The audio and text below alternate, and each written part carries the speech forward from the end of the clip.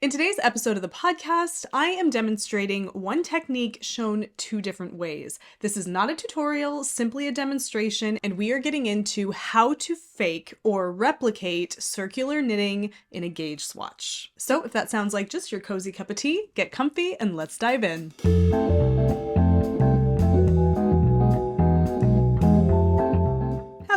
Hello, and welcome to the Wool Needles Hands Knitting Podcast. My name is Tayler, and I will be your host.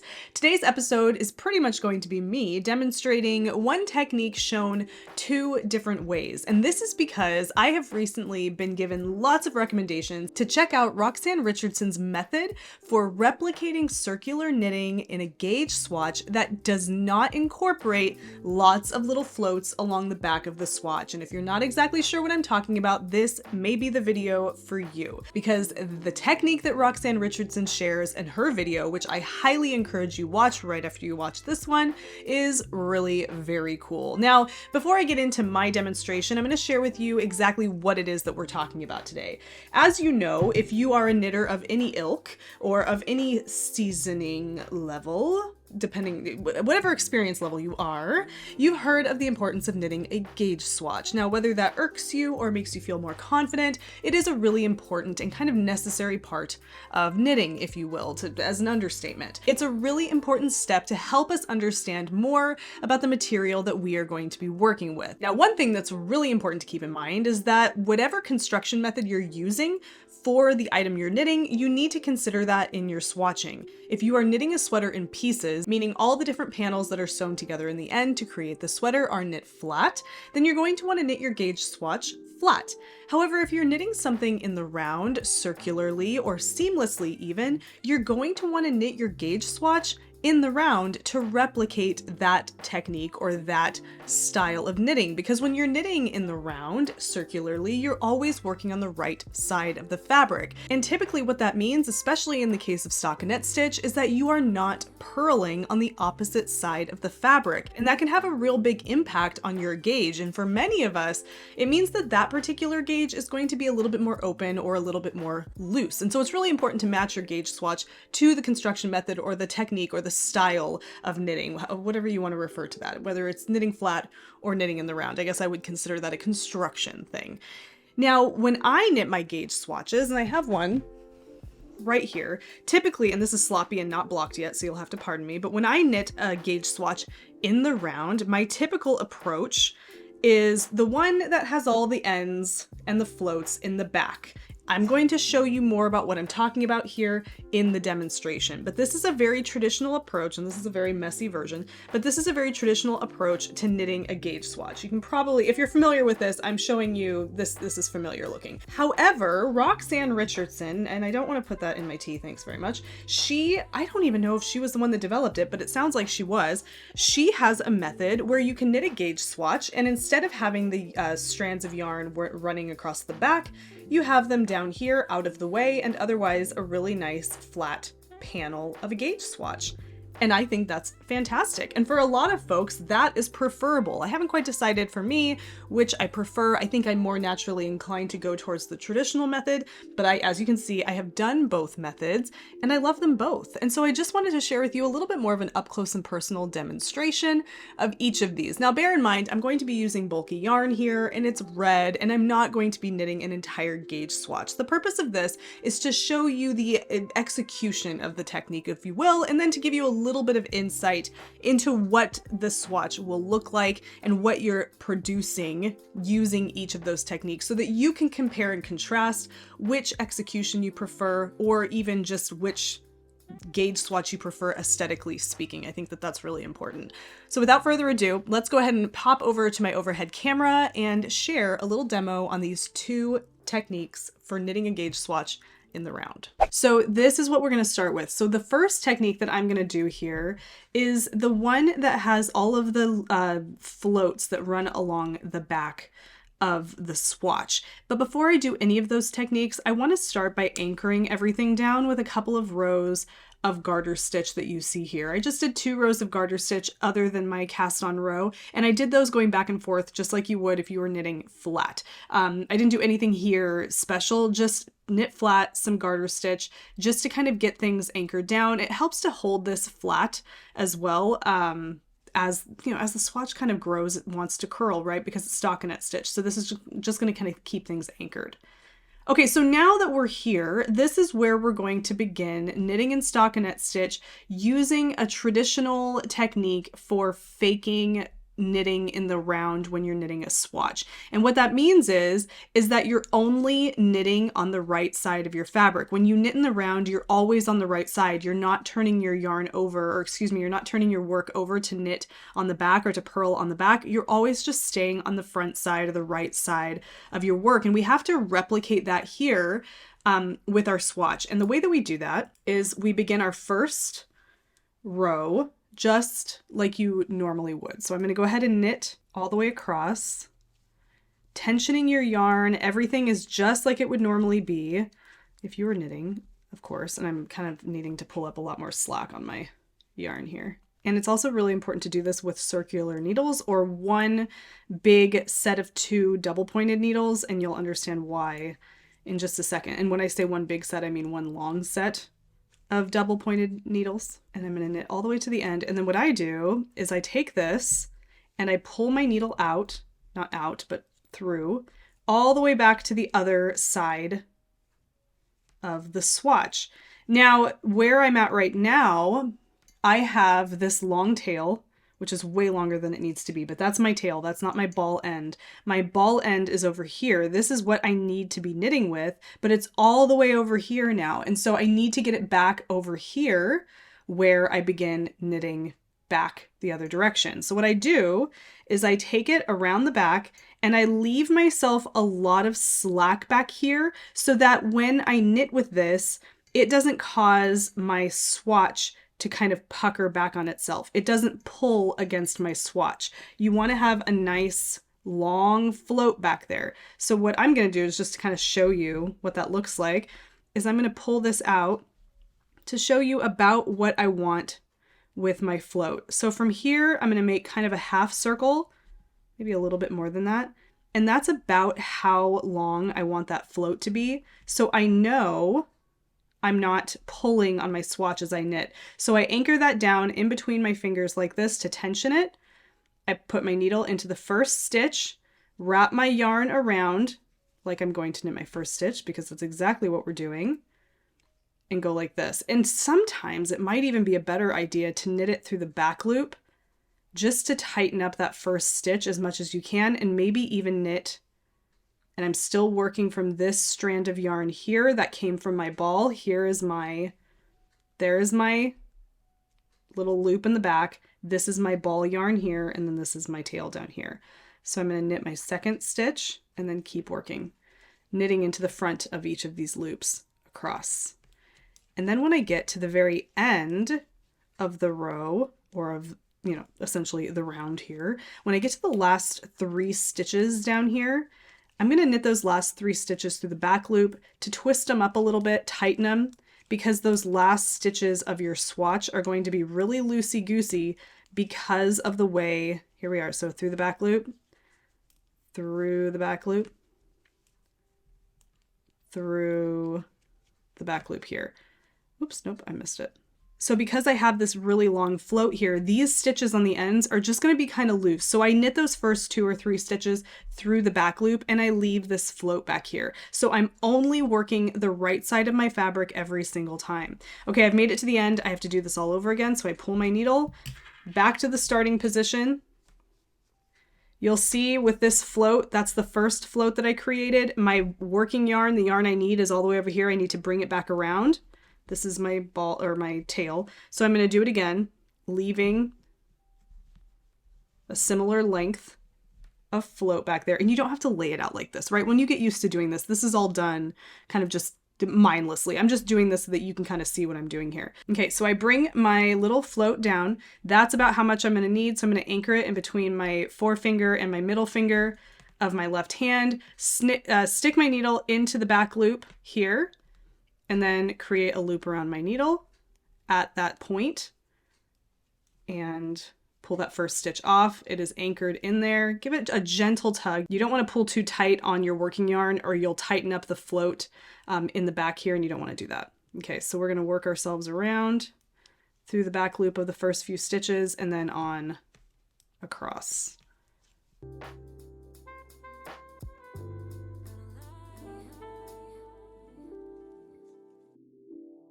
Okay, when I get to those last couple of stitches, I knit those through the back loop just to keep them a little tighter. And then we do it all again. So I'm going to lay this out so you can kind of see where we're at. Okay, so I have my 2 floats that I've created here. My working yarn here, which is going to have to come all the way back over here so that we can go back once we pull the needle all the way through. And I have only worked the right side of the fabric so far. I haven't turned anything to knit the back side, and these floats are helping keep my swatch laying flat. So I'm going to do a few more of these and show you where I'm at. But first, I'm going to do this again one more time. Pull your needle through so that now your other side of the needle is on this side. We're ready to get started again. We're going to pull our working yarn back over here, leaving ourselves a long enough kind of float there. Anchoring it by looping it around the needle and knitting that first stitch through the back loop, maybe even knitting that second stitch through the back loop, and then working our way back. We're back. I've done a couple more rows and we're going to end this technique with a couple more together. So I've got my working yarn here. I've got the floats that I've created. So, they get longer. Like they're not all going to be exactly like these are all the floats I've created along the back of the work. I like to keep my floats long. I'm keeping them long here, a little extra long because of the video. I want you to really be able to see what I'm doing. But I like to kind of keep them quite long because I really want to be able to lay my swatch out flat when I'm blocking it. And I don't want any of this to pull in on the edges of the swatch, causing it to kind of pucker. So I like to overcompensate. I also don't cut these when I'm done. So that way, if I need to absorb the yarn into the project, if I need this because of a bad case of yarn chicken, I can use it and not, pretty much render it useless by cutting these floats in the back. Okay, so let's do this one more time. So we have made it to the end of a row. I'm back here now. This is my working yarn that you see here. I'm going to come down a little lower. This long one is my working yarn. That's the one I'm going to need. So I'm going to turn it into a float. I'm going to bring it down around here. Here's the first stitch on the needle. I've already pulled the needle through. I'm going to anchor this yarn between my fingers here. I'm going to stick my needle through the back loop of the first stitch, wrap it around, and pull it through, knitting the first stitch on that needle. Once I've done that, I can kind of pull on the floats back here to snug things up a little bit. And then through the back loop of the second stitch, and then through the front loop of the remaining stitches until I get to the last few stitches of the row.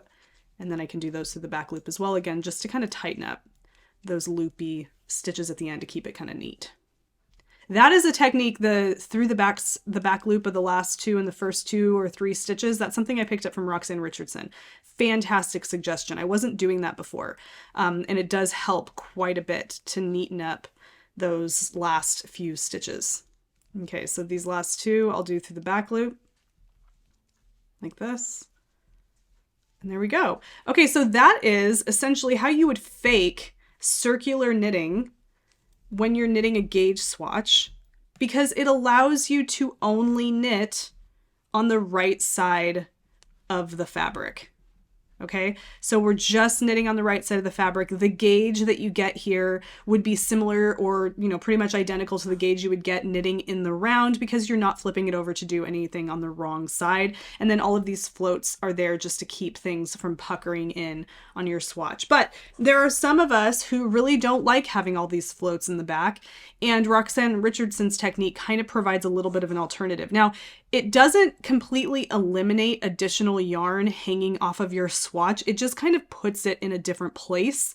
And some folks might find that to be kind of out of the way. So I'm going to show you how that works. So we're going to set this one over here. Okay, we'll come back to that later once we do the other technique. Okay, so now we're going to get ourselves ready for this other technique. I'm going to cast on, I don't need that much yarn. I always leave a just exorbitantly long tail. I'm going to cast on 18 stitches, which is what I did for the other. Okay, I'm going to knit a few rows of garter stitch to get it anchored down, and then we'll be ready to begin. Okay, here we are. I have some garter stitch in here ready to kind of anchor down my swatch. Now, this starts and actually operates in kind of a similar way when it comes to your needle, but there's different yarn management happening here. So we're going to go ahead and just get right into it. Again, this is new to me, so I'm just sharing with you what I've gathered so far. So just like we did in the previous swatch, we're going to work our way along the first row of stitches, and this is going to be the right side of the work. So I'm just going to stick my needle in like I normally do and work across the first row of stitches like I normally would. The magic doesn't happen until we get to the end of this row, and that's when we're going to need to really replicate circular knitting, is, you know, when we get to the end of this row.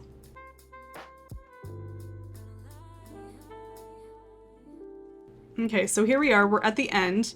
Now I'm not going to flip my work over, that would be knitting flat. We need to replicate circular knitting, so we are going to do the same thing we did in the previous method. We're going to pull our work all the way down to the other end of the circular needle, or to the other end of the needle if you're using a large or a long double pointed needle. Okay, but here's where things are a little bit different. Here's my tail. Instead of the long floats, what Roxanne has you do, and I think it's really cool, is she has you measure out a length of the ball end, a length of the working yarn that would satisfy the number of stitches you need to get across one row. So essentially what's happening is you're not creating just a float, you're creating enough slack to actually work from to knit these. And what that would be here, and she says that she recommends if you're knitting English style, which is how I'm knitting this, that you would estimate by doing 1 length, 2 lengths, 3 lengths, 4 lengths of yarn, and that would give you a good jumping off point to making sure you have enough yarn to get you through. And you take that point where you've done essentially 4 lengths of your stitches worth of yarn. You tension this between those 2 fingers in my left hand. I am an English style knitter, so I'm holding my needle in my left hand here, and then I have my working needle in my right hand.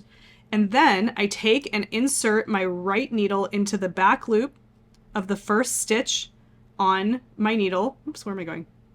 And just like I did in the first method, I take a loop from that point on the yarn where I made that length, and I anchor it in by knitting the first stitch. Now what I have, and I'm going to just show you what I have here, is I have a real long float. So I had little floats, but now I have a real long float here that I'm actually going to knit from. So here is the ball yarn. This is the yarn that is connected to the ball. I'm not going to work with that. I am actually going to work with the float that I created because I estimated enough here that I should be able to get to that side of the yarn, or that side of my swatch, with the yarn that I have here. So I just tension this in my hands like I normally would. I've already knit my first stitch with it, and I'm going to knit my second stitch through the back loop, and then the remaining stitches through the front like normal.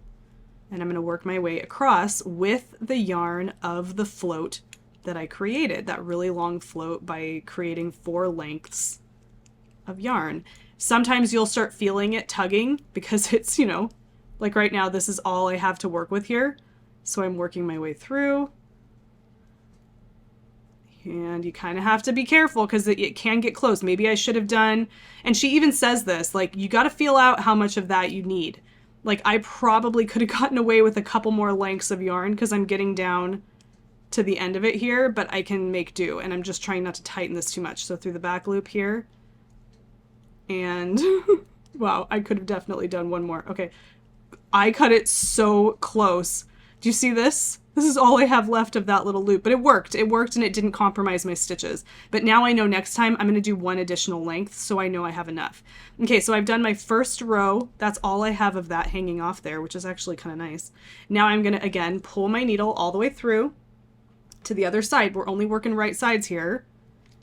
But this time on the second row of the technique, so this would be like row 2 of the technique. This is my tail, I'm going to work this row with the ball yarn. I'm not going to make another loop because I don't have to. My ball yarn is here. It's ready for me to go. I may as well use it. So I'm going to knit this next row with the ball yarn, and I'm going to knit through the back loop to tighten up the first and second stitches. Back loop here, and then all the other stitches I'll knit through the front like normal.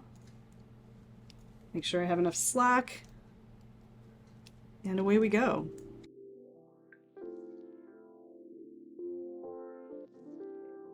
Okay, so we are back now. Now I have to do it again where I'm working another front of work or right side of the work row. So I'm going to have to pull my needle down to the other end again. So I'm going to do that here. So I'm pulling my needle back down because I have to work on the right side of things. So here we are, we're back on the proper needle, but this time I don't have any ball, this is my end. I don't have any ball yarn over here. I have to use the ball yarn that's attached over here. So this is where I'm going to make those lengths again. I did 4 last time, I need to do more than that. 1, 2, 3, 4, 5. So that means this is what I will be working with, which starts right here. So I'm going to come in with my working needle through the back loop of the first stitch, make a loop around that stitch or around that needle through that stitch to anchor it in, and then through the back loop of the second needle, not working from my ball yarn, which is this yarn here, but working from my little loop that I created, which is right here, and I work back across. Let's see if we have enough here to do this without it being too tight.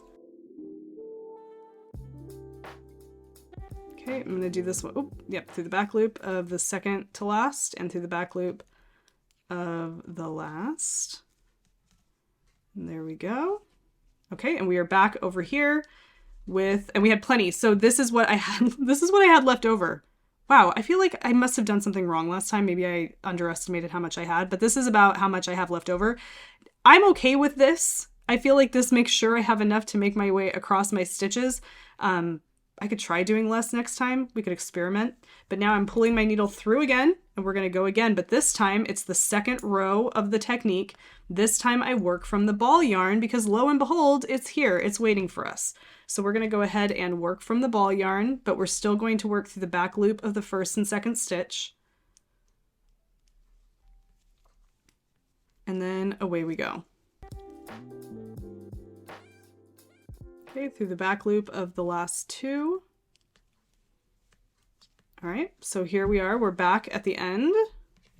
And now we're going to need to make another loop again, but let's pull our needle through. So we're back in the working position. So we're gonna pull our needle back through to go back to this needle to begin working our next row. Okay, but this time I need to make another little length of a float here that I can use. So again, we did four lengths of stitches. Let's do it again. 1, 2, 3, 4. That just helps to estimate how much I need, which is here.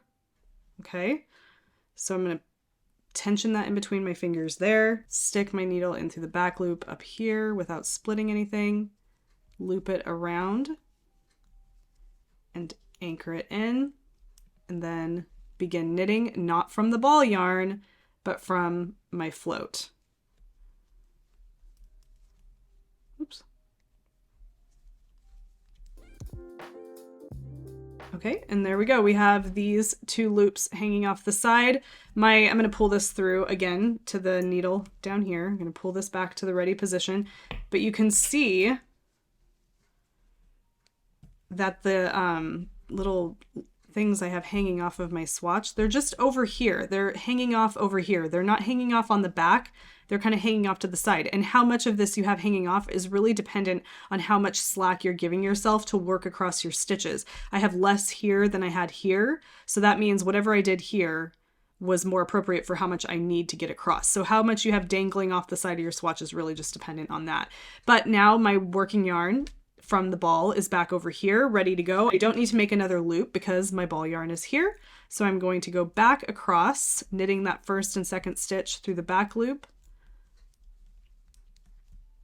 and back doing another right side row. Okay, so I have finished my swatches and I just did a little rough pin here to kind of show you like what it looks like when it's all, you know, laid out like this. So you can see kind of the different parts. Okay, so this method up here, this is the method with the Roxanne Richardson's method. This is where you have these lengths of yarn over here that are just remnants from those real long excessive floats in the back that you work your way, you use working your way across your stitches, and it leaves these little bits over here. Now, if you can become really economical with how many or how much of that slack you actually create with your ends, you'll find that these can become shorter and shorter and you don't need these to be quite so long. I definitely encourage you to go back and watch Roxanne Richardson's video because she lays that out a little bit better than I do here. Down here, this is the method more traditional where you just leave yourself excess across the back of the work so it doesn't pull the swatch in as you knit with it. So these are just long floats that keep things from puckering in. You don't knit with those floats, you actually knit with the working yarn, but you leave the floats in the back so that it kind of replicates circular knitting in that you don't have to work the wrong side, same as this up here, but you are not pulling too hard across the back of the work, causing it to kind of fold in on itself. So this is what you have. If you're me, this is kind of how it looks. They both have some excess yarn hanging off of them. This one, really depending on how economical you are with your yarn usage, maybe more or maybe less, but you're going to have something hanging off over here, or you're going to have something hanging off in the back. You kind of just have to decide which of those is better for you. And also too, like which technique you prefer. This one, you actually work from the ball yarn every other row, which makes things feel a little smoother. But this one, you work across and you slide it back, leaving a float. Work across, slide it back, leaving a float. It seems like there's fewer steps involved here. But you know what, honestly, you have to give it a shot and be the judge yourself and see which one feels best for you. But this is kind of what they look like, quick and dirty, and gives you a little bit of an idea of what you are working with in terms of the yarn, the excess yarn hanging off of the swatch when you're all finished. And I actually just created a legitimate swatch using Roxanne Richardson's method for another video that's going on over on the Patreon. I'm going to be using this swatch in a video here on the channel soon too. But you see all of these here. I was really trying to kind of get a handle on how much excess yarn to use to get myself across the stitches. I started off and there's a lot of excess yarn. And then right here, I don't know if you can see this, I became really economical right here. And then I was worried that wasn't enough, obviously, so I did this, and then it was just too much. And now we're back to like, wow, hello, and then a little bit more economical right here. I was really kind of just experimenting with different lengths of yarn to work from. This one's a little bit better, and then holy moly, and then, you know, again, it's like back and forth, either too much or too little, whatever, it doesn't really matter. But you can see that there is something hanging off of my swatch here. I did this one as well, but I haven't blocked this one yet. I did this kind of using both techniques, and because it's not blocked, it's hard to see. So you can see all of this garbage going on in the back. Pardon me for the lack of a better word. This yarn is kind of coily, but it's all the floats in the back from using that traditional technique. And then, yeah, if it were blocked, it would be way easier to see. But I really overcompensated back here, and this yarn is really curly, so it kind of curls in on itself. But really, either method that you use, I guess a really good point is that it's going to have yarn hanging off of it somewhere. You got to be the judge yourself. I hope this was helpful. I will see you on the flip side. Well, there you have it. 2 ways of knitting a gauge swatch in the round. It is now up to you to decide which of those appeals to you most, or if you're willing to try out an alternative technique to what you currently are doing right now. Either way, both of these methods, in my opinion, are fantastic. Pick the one that's right for you, but I definitely encourage you to at least try whichever one you're not familiar with, or try them both if you are new to knitting a gauge swatch in the round. But most importantly, please head over to watch Roxanne Richardson's tutorial so that you can see her lay everything out there for her method of doing this, plus all of the wonderful tutorials she has over on her channel. And as always, if you took value from today's video, don't forget to give it a thumbs up, definitely subscribe, and click the bell icon so you can be notified anytime I upload new content here on the channel. Until the next episode, happy knitting, happy making, happy whatever it is that you're doing. Take care, be well, and I will see you soon. Bye.